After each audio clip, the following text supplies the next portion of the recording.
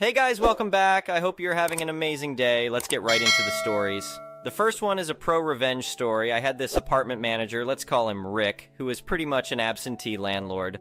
I lived in this tall apartment building, like 25 floors, for over a decade. Despite living just down the hall from me, Rick was distant and impersonal, but our arrangement worked fine. The rent was reasonable, and our deal was, never bother him unless it's a dire emergency. Leaky faucet? Go buy a new one yourself. Oven craps out? Get it replaced, or just grab a new one. Deduct it from the rent money. Lost the receipt? Rick didn't care. He knew appliance costs well enough for me to make a fair estimate. Then a few years back, Rick's wife Tiffany decides she wants to hike up our rent and apparently had plans to illegally rent out my unit as office space once I moved out. She gave me short notice to vacate, but we agreed I'd leave a month early and get that month's rent back, plus my security deposit. Complete 180 from their end after that. The place is totaled. We can't return anything until you fix all this damage. Two biggies. My cats had scratched up the leather legs of the dining table, and my pull-up bar put a couple dents in the nice hardwood door frame in the kitchen. They blindsided me with a massive list of ridiculous stuff to fix, like, you hung this photo frame here and dented the wall, and this one tile has a tiny chip. This was my busiest work period, but I tried cooperating, got the table legs recovered in leather, patched the photo frame hole, couldn't really do anything about those door frame dents, so told them to just deduct that from the deposit money. Patched that chip tile too. Did every last little nickel and dime repair, they asked. Dozens of typical wear and tear things like replacing window screens that were in better shape than when I moved in.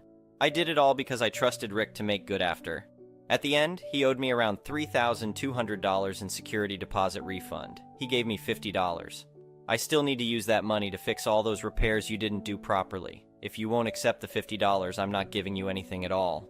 I was furious, but foolishly took the measly $50. Word travels fast in that building, and although I didn't spread gossip, I vented my frustrations to this sweet older lady who lived there. She proceeded to tell everyone in the entire building about how Rick had screwed me over. Tiffany went from queen bee of the mommy clique to a total pariah. Nobody would even speak to her after that. Thought I was skipping town for a different city, but a unit opened up on another floor, so I stuck around.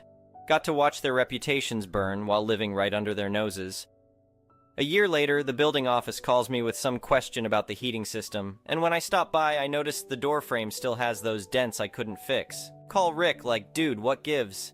And he snidely tells me to mind my own business. 5 years after that whole fiasco, I'm passing my old unit at like 3 a.m. and notice the lights are still on. Strange, I think, and take a peek. The door is wide open and the place is completely trashed. Cabinets busted, graffiti all over the walls saying stuff like lazy landlord, and yep, those dents in the kitchen door frame are still there, clear as day. Guy never lifted a finger to fix anything, just pocketed my deposit money. By that time, our building had a big community chat group with like 500 tenants. I snapped pics of the whole disaster scene and uploaded them all, exposing how Rick had essentially robbed my deposit after lying about making repairs. A total uproar ensued, tenants chiming in with their own horror stories about shady dealings, more photos of him neglecting maintenance everywhere, videos of his buddies loitering and cursing around kids. Rick got slapped with heavy fines for 1. Creating a public nuisance, 2.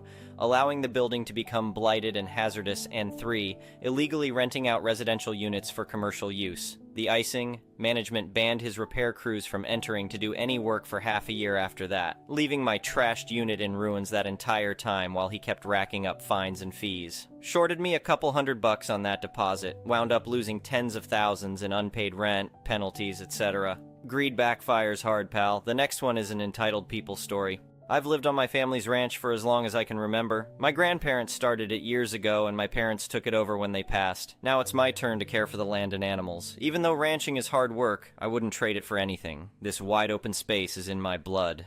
Part of ranch life is dealing with the occasional difficult neighbor. We've had a few disputes over the years about cattle getting loose or fixing shared fences. Nothing too dramatic though, at least until Kyle moved in last year. Right away I could tell we weren't going to see eye to eye.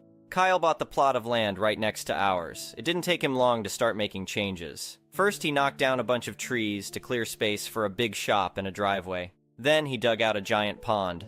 Must have been at least an acre. Looked more like a dang lake to me. I went over and asked Kyle what he was planning on using all that water for. He got real defensive right off the bat, said it was his land so he could do whatever he wanted. I told him I didn't care what he did on his property, but I was worried about all that water so close to my fields. He told me to mind my own business. After that, I kept an eye on Kyle's place whenever I rode the perimeter of our land. His pond just kept getting bigger. It was creeping closer and closer to our property line. The whole thing gave me a bad feeling. One night, we got hit by a massive rainstorm. Worst I'd seen in years. I was up at dawn to check for damage. As I got close to Kyle's, my heart dropped. His giant pond had overflowed from all the rain. There was water gushing downhill into our fields. I jumped in my truck and raced over, but it was too late. At least 10 acres were already flooded. All the work I'd done prepping the soil and planting was wrecked. I felt sick looking at it. Months of effort ruined in one night. As soon as the rain stopped, I drove over to Kyle's place. I banged on his door until he finally opened it. He took one look at me and rolled his eyes. Before I could even say a word, he held up a hand to shut me up. I know what you're gonna say, but that pond overflowing wasn't my fault. Blame the weather, not me. I pointed toward my flooded fields. That's my livelihood, Kyle. Does this look like no big deal to you? You knew that pond was a problem waiting to happen, but you didn't give a damn. He shrugged. Nothing I can do about it now. Just let your fields dry out and replant in the spring. Like it was no problem at all. I wanted to grab him by the shirt and shake some sense into him, but I knew that wouldn't solve anything, so I held my tongue and walked away before I did something I'd regret. Over the next few days, I met with my farm manager and accountant to figure out damages. All told, we estimated around $200,000 to restore the fields and replace the ruined crops. No way could I afford that kind of loss. The only option was to take Kyle to court to recover damages. I sent Kyle a formal letter explaining what he owed me. Didn't think he'd actually pay up, but it was worth a shot. Of course he didn't respond. So the next step was filing a lawsuit. Kyle clearly thought I was bluffing. The day of the hearing, he strolled in wearing jeans and cowboy boots like he was going to a barbecue. If he was trying to look relaxed, it wasn't working. I could see the nervous tick in his jaw from across the courtroom. We stood before the judge and stated our cases. I presented my evidence, photos of the flooded fields, financial records tallying the destruction, and testimony from my farm manager verifying it all. Kyle didn't really have a defense prepared. He thought my lawsuit was a joke. After reviewing the facts, the judge ruled in my favor. Kyle was found negligent since he knew the risks of an overflow but took no preventative steps. The court ordered him to pay me $217,000 to cover damages and losses. Kyle's face turned red as a beet when they read the amount. I almost felt bad for him. But then I remembered 10 acres of ruined crops and all my sympathy dried up. He brought this on himself. After the hearing, Kyle came up to me and extended his hand. He said he wanted to apologize and make amends. I cautiously shook his hand. Told him actions speak louder than words. He said he'd start making payments on what he owed straight away. We'd see if he followed through on that promise. Over the next year, Kyle stayed true to his word. Each month he sent a check to cover a portion of the damages. By the end of the year, the full amount was paid off. I was finally able to repair the flooded fields and replant. Kyle also took steps to fix the issues with his pond. He brought in excavators to make an overflow drainage route to the creek downhill from his property, and he set up an early flood monitoring system with rain gauges and alarms. We still don't have much in common, but these days when I pass Kyle working on his land, I give a nod. He nods back. Might not sound like much, but it's progress, and it's enough to keep the peace in this little corner of the countryside we both call home. The next one is a petty revenge story. A year and a half ago, my partner and I bought our first home. It's a lovely little 3-bedroom, semi-attached house with a front patio. There's no backyard because another house is attached at the back. Since moving in, it's been wonderful. All our neighbors are lovely and we've gotten along well with them all. Well, we've tried to. Our neighbor next to us is a bit overbearing regarding what we do in our garden. There were 3 small trees on our side of the fence next to her property. The only large plants in the patio area were these 3 trees, a row of conifers by the road and gate to provide privacy, and a wisteria growing on the front of the house. The trees had grown over and were hanging into her garden. Just after we moved in, the first thing she said was that the trees needed trimming. We didn't want to upset anyone, so we cut them back and removed any branches hanging over to her side. At that point, I got a bit carried away with the shears and trimmed the trees way back. Don't worry, they're growing upright and not sprawling anymore. One of them, next to the shed, was small and struggling, so I decided to cut it down completely. It was about 4 feet tall and didn't extend over the fence. When she returned, she leaned over the fence while we were in our garden and calmly tried to tell us that she'd lost privacy in her garden. I say calmly, but she was almost spitting feathers through gritted teeth. We just said, "Oh, they'll grow back." and explained that we needed to clear out the trees because the wisteria was attaching itself to them and climbing into the roof tiles. She replied, "Well, just don't cut them anymore." Once again, we'd only been in the house for 3 months and didn't want to upset anyone. As a woman, I understood her personality, but my partner didn't yet grasp it. That would soon change. She then asked what we were planning to do with the shed. This garden shed is adorable. It has a little vine growing around the roof trim with flowers dangling down. I wanted to paint it a dark plum purple to make the white flowers stand out even more. When I mentioned this, she said, "Oh, you can't paint it that color. I'll have to look at it. I think you should just leave it as it is or stain it the current color." I was practically spitting feathers through clenched teeth. I couldn't believe the audacity of someone telling me what I could or couldn't do with my shed simply because she'd have to see it. The only part she'd see is the back that sticks above the fence, which we can't even reach to paint. But again, my partner said he didn't want to upset the neighbors, so we left it alone. Fast forward to yesterday. We had friends over making pizzas in the garden and catching up. She had just returned home and leaned over the fence again. She recently had some work done in her garden to drop the curb and create a small driveway. I said it looked really good and made small talk while she leaned over. My partner mentioned that the fence between us needed cleaning because it had turned green and we wanted to paint it. "Well, it's my fence, you know," she snapped. Her sudden change in tone was shocking. My friend sat there staring, and I felt a strange secondhand embarrassment for her. My partner said, "That's fine, but can we clean our side with the Karcher?" Her response, "I use a paintbrush with bleach water to clean it, so that's how you can do it." My partner and she went back and forth in a relatively calm manner, but she grew more irate. Sensing the tension, I told our friends, "Okay, it's getting cold. Let's go inside." Once we were inside, our friends immediately said, "What a jerk." After this, my partner asked, "What color did you want the shed again?" So today, we're going out to buy the most amazing shade of purple to paint the shed. I'll wait until she's around and do it with my AirPods on full blast so I can't hear her complaining.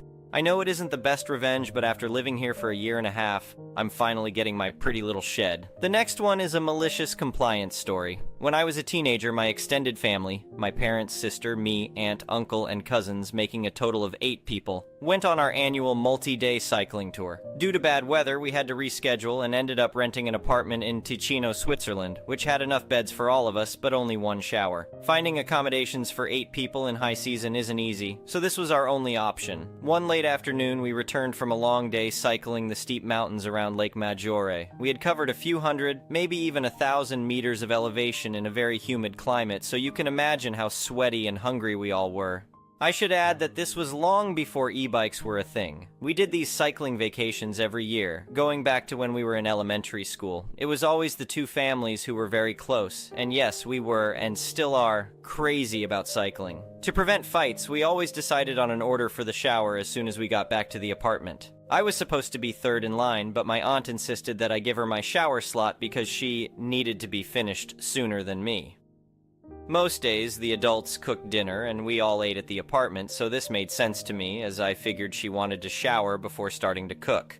As soon as she was in the shower, I found out we were supposed to go to a restaurant for dinner that day, so there wasn't any reason for my aunt to jump the queue other than being last in line and probably thinking there wouldn't be any hot water left for her. I tried to get in the shower next, but my sister and cousins insisted that I lost my spot by letting my aunt jump the queue and that I had to wait until all of them were finished. Everyone was in a hurry, as we were all really hungry after all the cycling and wanted to leave for the restaurant as soon as possible. Cue malicious compliance.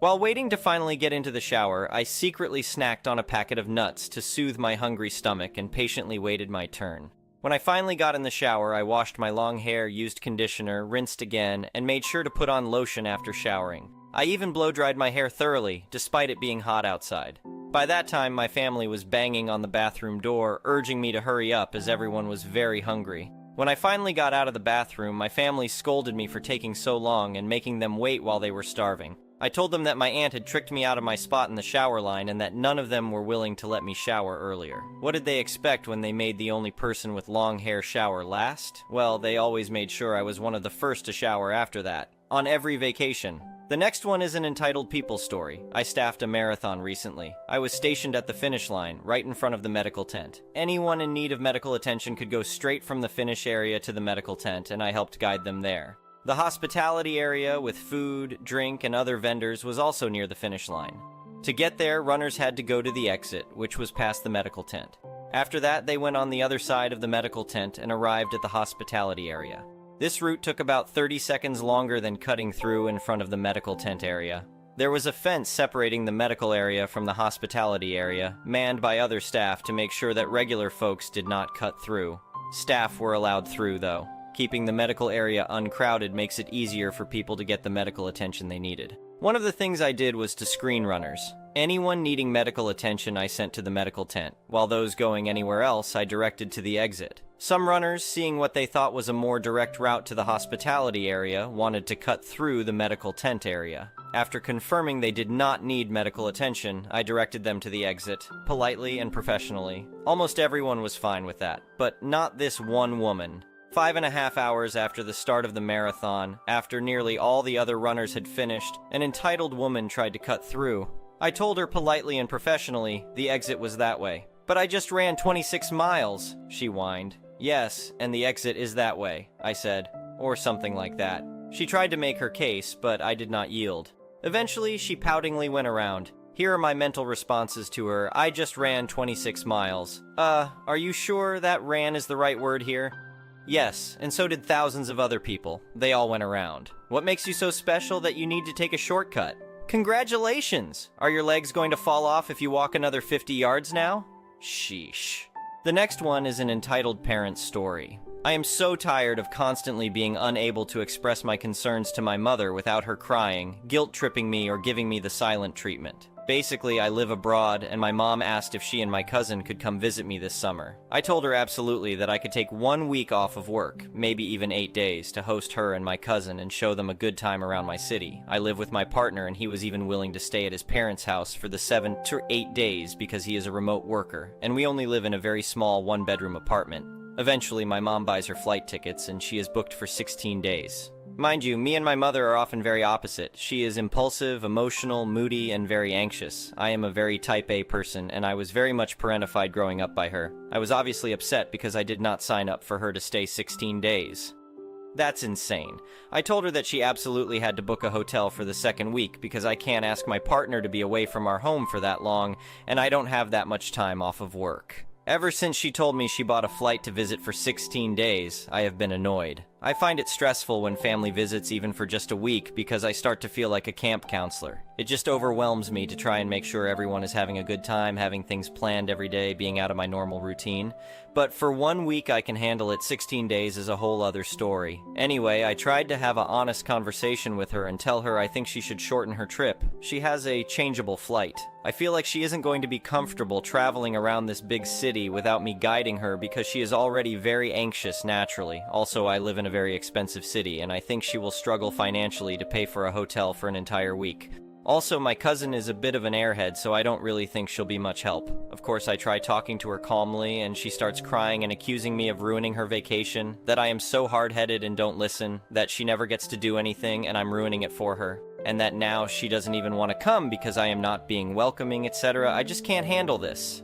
I find it so hard to have a conversation with her when she starts manipulating me. I know my mother, she is not this adventurous, easygoing person on vacation. And now I will have the emotional burden of worrying about her and my cousin for the week I can't spend with them because neither one of them are very capable. Am I being unreasonable here? Thank you for watching. I would really appreciate it if you could like the video and subscribe to our channel if you haven't already. We'll see you again tomorrow.